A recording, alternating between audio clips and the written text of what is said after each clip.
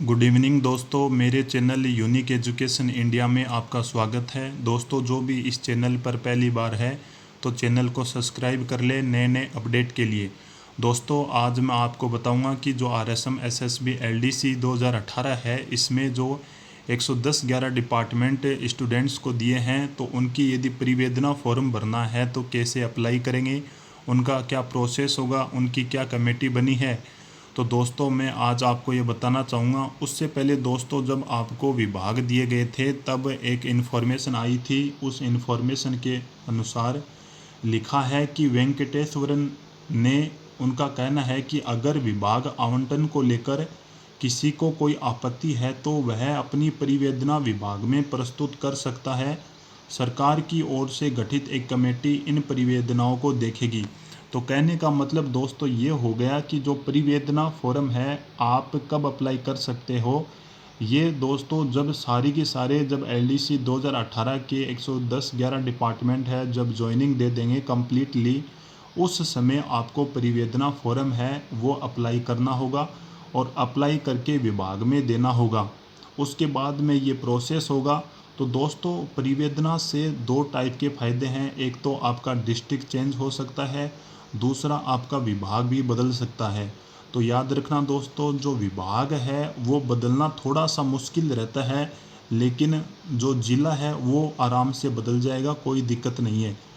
लेकिन दोस्तों, कहने का मतलब यही है, ये काम सारे के सारे डिपार्टमेंट हैं, जब वो ज्वाइनिंग दे देंगे उस टाइम ही ये परिवेदना का फॉर्म आप भर सकते हैं।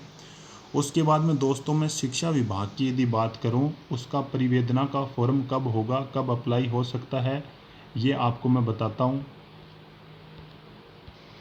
दोस्तों, आप देख सकते हो कि जिला स्तर पर काउंसलिंग का समय 5 जुलाई से लेकर 14 जुलाई तक। आपने देखा होगा अभी जो 70-80 डिपार्टमेंट हैं उनकी जो काउंसलिंग हुई है, उसी समय ही डॉक्यूमेंट वेरिफिकेशन का काम चल रहा था।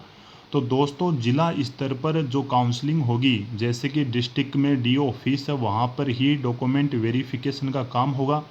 तो डॉक्यूमेंट वेरिफिकेशन का काम ही दोस्तों 5 जुलाई से 14 जुलाई के बीच में होगा और उसी समय मतलब 2-4 दिन में ही आपका रिजल्ट आ जाएगा। जैसे कि कहने का मतलब ये है, जैसे सीकर है, सीकर के अंदर 56 या 57 के करीबन एलडीसी के लिए वैकेंट सीटें हैं शिक्षा विभाग में, तो उसको ज़्यादा टाइम नहीं लगेगा। तो वो क्या करेगा, 5 तारीख या 6 तारीख तक ही काउंसलिंग करवा देगा, डॉक्यूमेंट वेरिफिकेशन करवा देगा और वह रिजल्ट भी निकाल देगा 3-4 दिन में। तो मतलब 10-11 तारीख के करीबन ही सिक्कर वाला है तो वो ज्वाइनिंग स्टार्ट कर देगा। तो कहने का मतलब ये हो गया कि 14 तारीख तक तो लगभग सभी जिलों के अंदर शिक्षा विभाग की काउंसलिंग कंप्लीट हो जाएगी और ज्वाइनिंग का काम स्टार्ट हो जाएगा। उसके बाद में दोस्तों, जब ज्वाइनिंग कंप्लीट हो जाएगी उसके बाद में आप परिवेदना फॉर्म अप्लाई कर सकते हैं 15 दिन तक। ये लिखा हुआ है दोस्तों, परिवेदना आमंत्रित करने का समय कार्य ग्रहण की अंतिम तिथि से, जब कार्य ग्रहण कर लिया आपने, मान लो 14 तारीख को, 14 जुलाई को, उसके बाद में परिवेदना फॉर्म 15 दिन तक आप भर सकते हैं। जिला आवंटन से संबंधित परिवेदनाओं का निस्तारण का समय, मान लो कि आपने अप्लाई कर दिया, 15 दिन हो गए, उसके अगले 15 दिन में परिवेदना प्राप्त करने की अंतिम तिथि से ये काम होगा। उसके बाद में ये काम कंप्लीट हो जाएगा।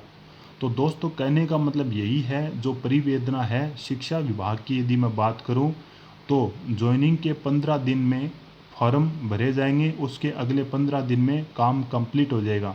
लेकिन दोस्तों, जो शिक्षा विभाग है उसके अंदर जो परिवेदना है उसमें आपका जो डिस्ट्रिक्ट है वो चेंज हो सकता है, एक डिस्ट्रिक्ट से दूसरे डिस्ट्रिक्ट में आपको ले जाया जा सकता है, लेकिन डिपार्टमेंट थोड़ा सा चांस कम है चेंज होने की। तो दोस्तों, आप देख भी सकते हैं, इसमें लिखा हुआ है जिला आवंटन से संबंधित परिवेदनाएं, मतलब आपका डिपार्टमेंट चेंज होना थोड़ा मुश्किल है।